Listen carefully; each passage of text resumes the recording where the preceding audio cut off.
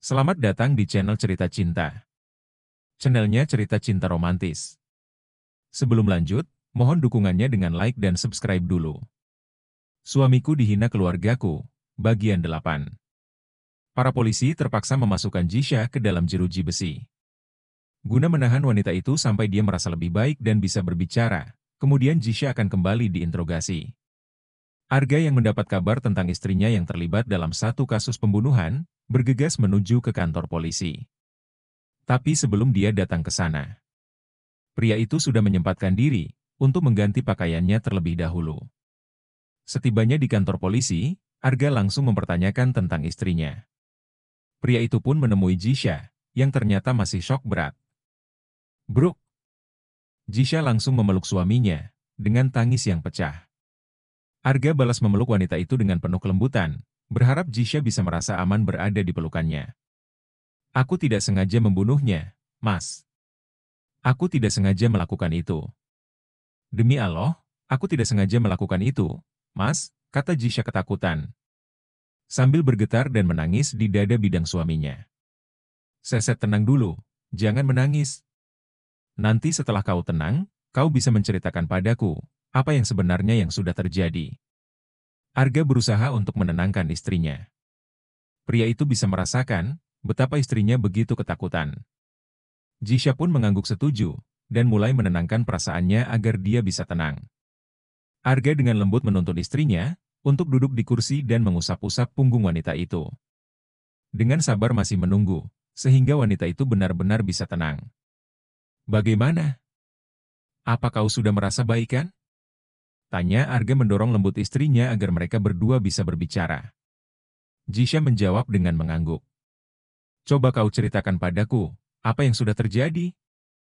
Bagaimana kau bisa membunuh pria itu? Dan bagaimana dia bisa berada di tokomu?" Arga mulai bertanya pada istrinya satu persatu. Aku." Terlihat Jisha benar-benar terpukul atas apa yang baru saja terjadi. Sehingga begitu sulit untuk dia menceritakan kepada suaminya apa yang sudah pria itu lakukan padanya, sehingga dia membunuh Rian. Seumur hidupnya, ini pertama kali dia membunuh seseorang. Siapapun yang berada di posisinya saat ini, pasti merasa begitu takut. Seperti itulah perasaannya. Arga menggenggam tangan Jisha, berharap wanita itu bisa tenang dan menceritakan apa yang terjadi. "Tidak perlu takut, ada aku di sini. Sekarang berbicaralah," bujuk Arga iba sekaligus geram pada laki-laki yang telah istrinya bunuh itu. Karena pria itu sudah membuat istrinya ketakutan, yang tampak luar biasa dari wajah Jisha. Dia mau memperkau. Aku hanya membela diri, dan tidak sengaja malah membunuhnya." Akhirnya Jisha memberanikan diri untuk berbicara kepada suaminya. Arga yang mendengar keterangan itu, benar-benar dibuat emosi. Bahkan urat-urat di dahi pria itu tampak begitu jelas tergambar kemarahan, yang meledak-ledak dari dalam hatinya. Tapi masih berusaha pria itu untuk menahan perasaannya. "Memang sudah sepantasnya kau mati, seandainya kau masih hidup. Maka aku yang akan membunuhmu, dengan tanganku sendiri. Karena kau sudah berani melukai istriku, dan membuat istriku trauma berat seperti ini." Batin Arga, seraya mengepalkan tangan. Sehingga tulang-tulang tangan pria itu terlihat jelas. Brak! Arga dan Jisha melihat ke arah seseorang yang membuka pintu dengan kasar, dan tak ada sopan santunnya sama sekali, meski itu berada di kantor polisi. Plak! Sebuah tamparan keras mendarat di pipi Jisha dari Sasa, kakaknya Jisha. Sasa begitu marah menggebu-gebu saat mengetahui Jisha membunuh. Dan itu bisa berakibat fatal pada perusahaan, jika diketahui oleh orang-orang. Plak! Sasa kembali mendapat tamparan keras dari Arga, yang tak terima istrinya ditampar. Bahkan tamparan di wajah Sasa menyebabkan bibir wanita itu jontor, sehingga mengeluarkan kecap segar yang berjatuhan di lantai. Jisha menutup rapat mulutnya. Tak menyangka suaminya akan menampar kakaknya dengan keras, sehingga membuat kakaknya terluka. "Berani kau menampar istriku, bajingan!" teriak Malvin, tak terima dengan satpam yang berani menampar istrinya. Malvin melayangkan tinjunya ke wajah Arga. "Tak! Bu!" Bukan Malvin yang meninju wajah Arga, tapi Argalah yang meninju wajahnya, karena Arga menangkis tinjuan dari Malvin, dan kembali membalas memukul wajah Malvin. Terjadilah keributan di ruang itu, sehingga polisi datang dan segera melerai pertengkaran yang terjadi. Ada apa dengan kalian semua? Di sini bukan tempat untuk perkelahian. Apa kalian semua ingin saya lemparkan ke bui? Gerta salah satu polisi kesal, melihat tingkah orang-orang dewasa yang seperti anak kecil. Arga melihat ke arah polisi tersebut, yang membuat polisi itu langsung ketakutan saat menyadari siapa pria itu. Tiba-tiba polisi itu menunduk sambil berkata pelan. Kalian bisa berbicara dengan baik-baik, tidak perlu harus memakai kekerasan.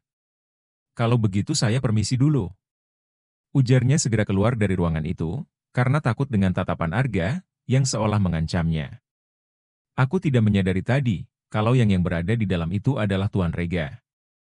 Gumam polisi itu dibanjiri keringat dingin, karena tahu Arga adalah pengusaha yang sewenang-wenang. Meski dia seorang polisi. Tapi jabatannya tidak cukup kuat untuk melindungi dirinya, dari kekejian manusia seperti Rega. Sialan! Berani kau menampar istriku?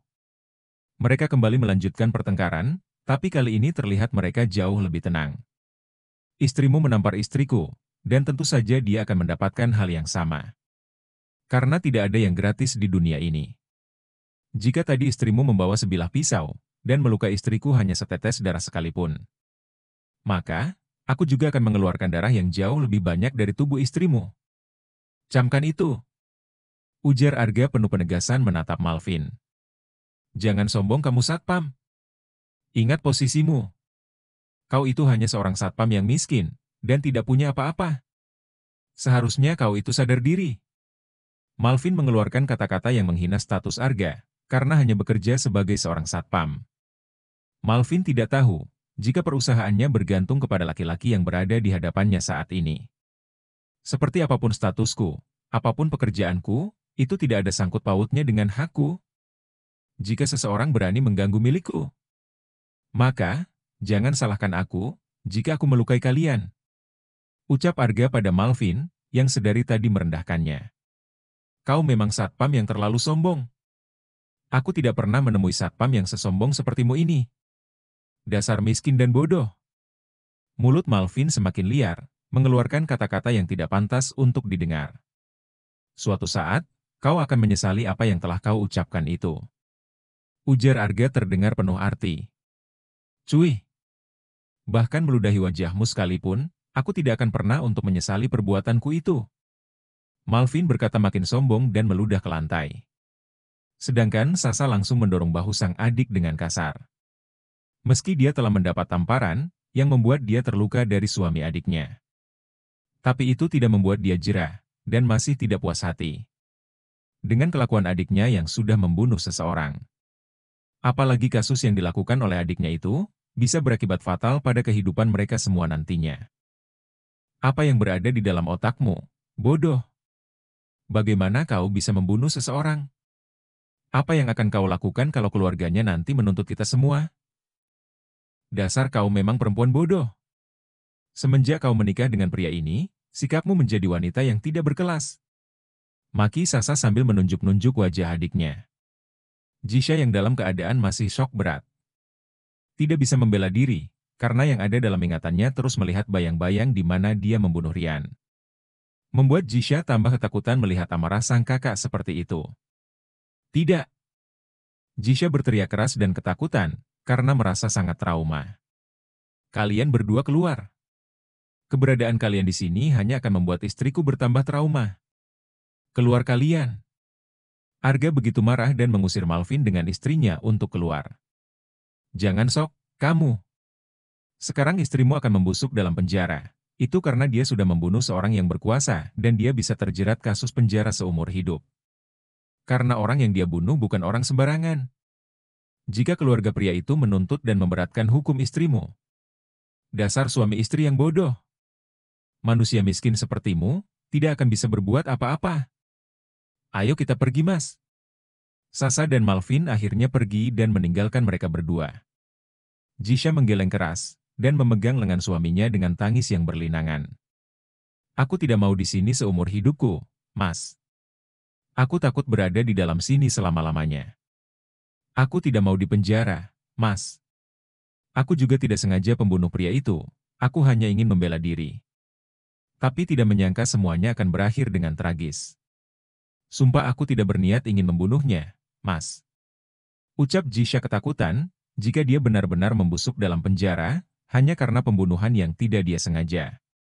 Arga menarik istrinya ke dalam pelukannya, dengan perasaan yang bercampur aduk. Antara sedih dan iba, juga marah. Karena laki-laki yang istrinya bunuh itu membuat istrinya harus bersedih, dan ketakutan seperti sekarang. Tenangkan dirimu, percayakan saja padaku. Tidak akan ada apa-apa yang akan terjadi. Aku akan berusaha, agar kau bisa terlepas dari jerat hukuman yang tidak pantas kau jalani. Bujuk Arga, berusaha menenangkan istrinya. Tapi tentu saja bagi Jisha tidak akan bisa tenang. Karena dia sangat tahu, jika suaminya itu tidak punya apa-apa. Kalaupun suaminya ingin menyelamatkannya dari jerat pasal pembunuhan yang berat. Itu juga membutuhkan uang, dengan jumlah yang tentu saja tidak sedikit. Memang apa yang bisa suaminya lakukan? Suaminya hanya pria biasa yang bekerja sebagai satpam, yang tidak memiliki pendapatan besar. Kau tidak perlu khawatir istriku. Tidak ada siapapun yang bisa memenjarakanmu. Kalaupun kau dijatuhi hukuman, maka aku sanggup membeli hukuman itu, biar berapa miliar sekalipun. Karena jumlah uang sama sekali tidak masalah bagiku. Jika itu untukmu, aku sanggup melakukan segala-galanya. Batin Arga mengusap-usap punggung istrinya, sembari mengecup-pucuk kepala wanita itu. Sidang perdana Jisha pun akhirnya dimulai. Terlihat semua anggota keluarga Jisha berkumpul di pengadilan, terkecuali Papa Damar dan adiknya Arya. Yang tidak hadir atas kasus yang menimpa pada Jisha. Wanita itu hanya bisa menunduk dalam, dan tidak berani untuk mengangkat pandangan. Apalagi ia melihat anggota keluarganya yang jelas terlihat begitu marah dari sorot mata mereka semua. Jisha tahu diri, pasti tidak ada siapapun yang ingin membelanya termasuk keluarganya saat ini. Kedatangan mereka semua hanya ingin mengetahui lebih dalam lagi, apa yang telah dia lakukan, sehingga nyawa seseorang bisa dia habisi. Sebelum sidang dimulai, terdengar suara kacau dari arah luar, dan juga langkah kaki yang begitu terdengar laju. Tap, tap, tap. Perempuan pembunuh. Berani kau membunuh putraku, wanita sialan. Ujar Serina, maminya Rian. Serina datang dengan keadaan yang mengamuk seperti ingin menelan tubuh Jisha hidup-hidup. Tak terima dengan kenyataan putranya yang sudah tewas. Serina berjalan cepat, untuk menghampiri wanita yang membunuh putranya. Ia ingin melabrak Jisha yang ketakutan, dan memegang lengan suaminya. Karena Arga mengambil posisi duduk di dekat istrinya. Tak. Dengan sigap, Arga menahan tangan wanita parubaya itu, yang ingin menyerang istrinya. Ini tempat pengadilan, seharusnya Nyonya tidak bisa melakukan sesuka hati Anda, di sini. Tolong jaga sikap Anda. Jangan sampai karena sikap Anda sendiri, membuat orang lain hilang hormat kepada Anda.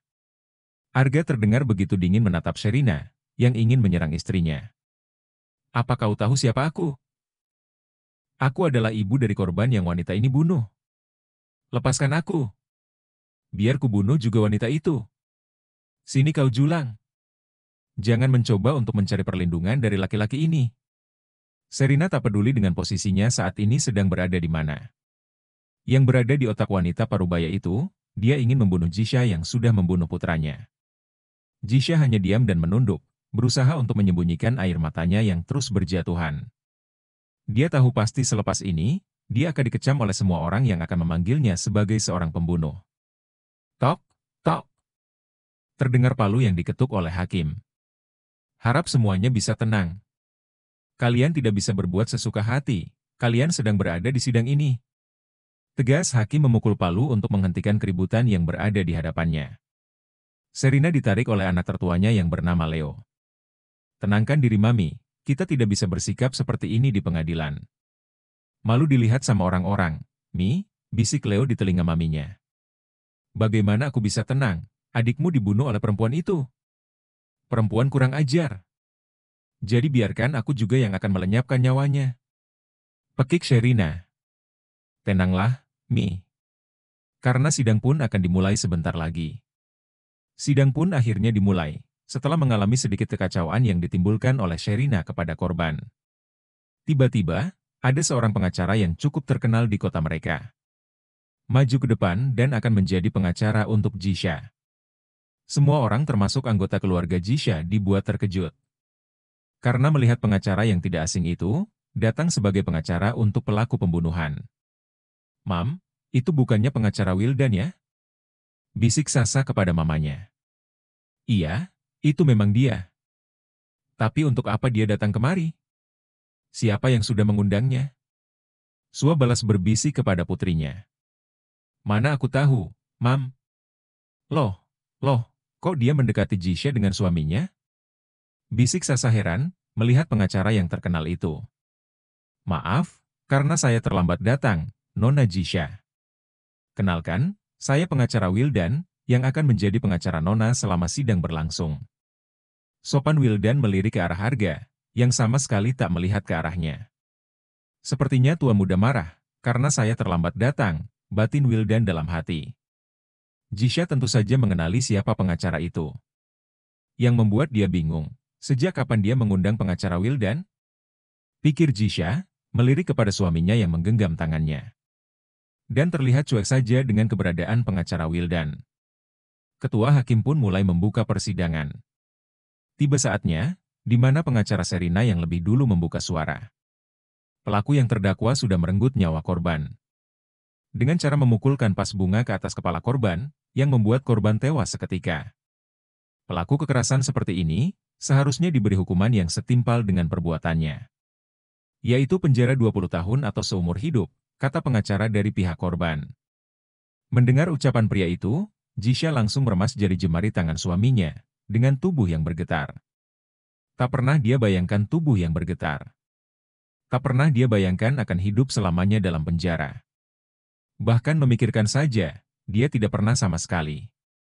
Arga melihat ke arahnya, dan memberi kode dengan sorot mata yang memintanya untuk tetap tenang. Kini giliran pengacara Arga yang angkat bicara.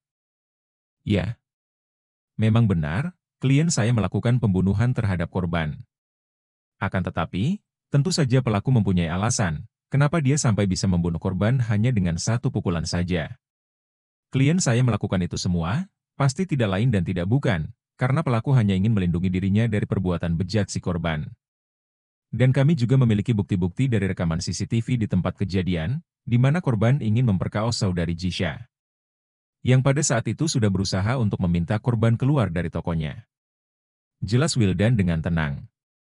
Anggota keluarga Jisha sangat terkejut saat mendengar penjelasan dari pengacara Wildan. "Itu benar nggak sih, Kak?" bisik Sasa kepada Arini yang berada di sebelah kiri Sasa. "Ya mana aku tahu," jawab Arini. Ia juga merasa terkejut. "Jangan fitnah kamu, ya. Mana mungkin putra saya ingin melakukan pelecehan kepada wanita itu? Bukan cuma dia wanita yang berada dalam muka bumi ini. Putraku bahkan mampu mendapatkan wanita yang jauh lebih cantik daripada dia. Untuk putraku bawa ke hotel jika dia mau. Jangan ngaco kamu kalau ngomong.